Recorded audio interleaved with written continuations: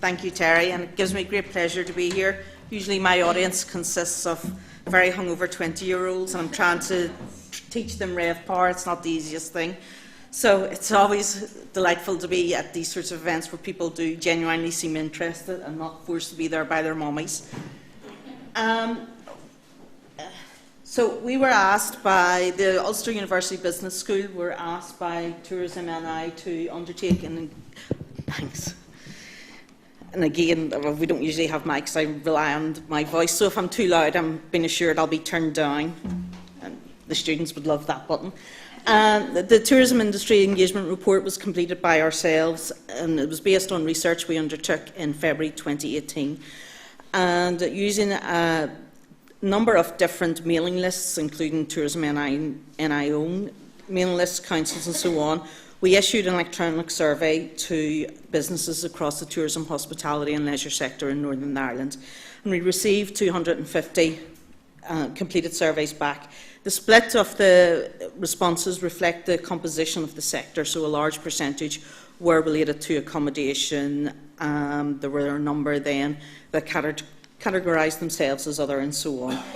So the key issues identified by the members of the industry, I mean, we asked with regard to type of business and so on, but the key issues really were the barriers to growth, qualifications, finance, finding and attracting new customers, new product service development and one-to-one support.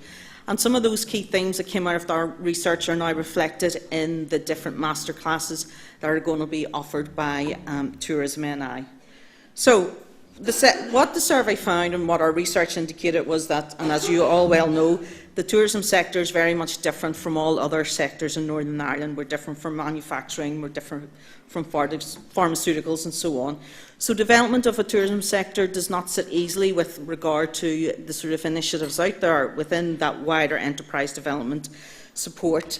What we would recommend is that there's a focus on common core markets and identified common segments within those markets.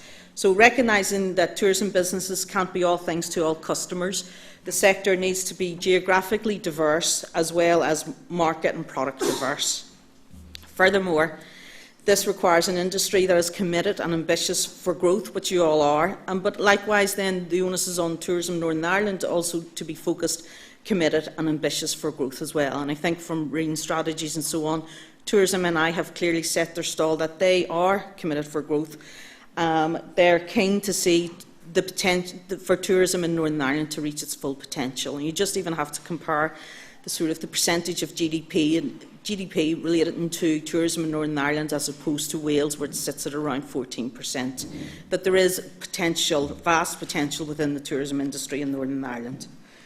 So, similar to other sectors, there's a wide range of assistance out there for tourism industry in Northern Ireland, and ironically, this is one of the issues, there's so much assistance out there it almost hinders because people aren't sure where they need to go or how they access that support.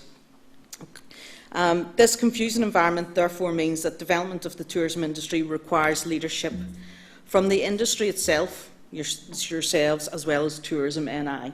We need to shape future provisions such that it is relevant, targeted and easily accessed, so that you know clearly where you need to go to make that next step up, how you attract that tourist and so on. Allied to this then, the high degree of fragmentation in the tourism sector. I mean, if you think about it, how many different types of organisations are here today, right across the private sector, but also then incorporating some of those public sector partners and then your industry bodies and so on. We demand an effective collaborative approach delivering a joined-up framework. Development of a cohesive ecosystem has the potential to increase efficiency and impact and benefit all. So there is a clear appetite for deeper engagement from the industry itself, but also then from your partners such as Tourism and they do want to be involved. Based on our survey, and then we also undertook a benchmarking exercise with what other regional tourism DMOs, regional tourism management organisations, were doing. We suggest a three-tier approach. Tier 1 would be partnership, so linking in with some of those bigger type products that maybe are located in honeypot areas. Tier 2 then would be the general membership, and Tier 3 acting in partnership with the sector as a whole. This shaping of both external and internal environments will enable Tourism NI to better support yourselves as a whole and to ensure that everybody has the opportunity to achieve the growth they want to.